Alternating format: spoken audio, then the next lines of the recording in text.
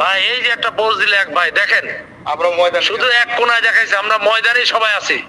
সাথী ভাই আপনি এটা প্রচার করেন, আর যারা সাথী ভাই হাবিবুল্লাহ ভাই ভুল বুঝছেন তাদেরকে আমি উত্তর দিচ্ছি এইটাই যে হাবিবুল্লাহ ভাই বুঝাইতে ভুল করছে, দিছে আমাদেরকে বোঝানোর জন্য যে এটা মিথ্যা অপবাদ দিচ্ছে।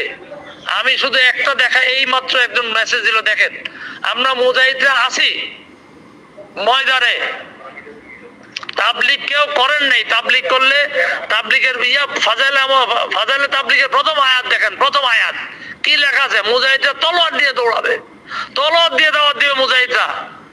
আমরা মুজাহিদ সব এখানে টঙ্গী ময়দানে সকালবেলা বের হই আমরা এই কথা বলে যে হয় মুজাহিদ হবো না শহীদ হবো। মামুনুর সাহেব তো বলেই গেছে।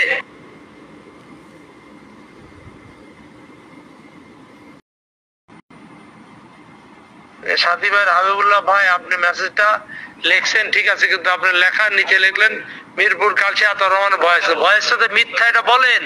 আমি আলী আসগর এই মুহূর্তে টঙ্গী ময়দানে শত শত অগণিত সাথী আমাদের ময়দানে সব জায়গায় পাহারা দিচ্ছি আমরা, আসলে একটারও একরম ছাড়া ছাড়বো না। কি বলেন? সারা রাত জেগে আছি আমরা ময়দানে, সারা রাত জেগে থাকবো, পুরো ময়দান টহল হবে।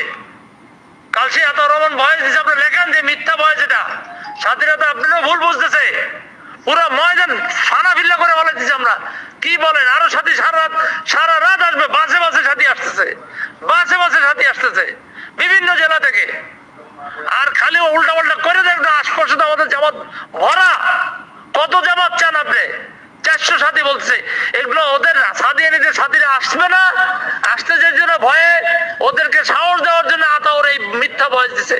লেখেন, আপনিও লেখেন মিথ্যা ভয়েস এটা।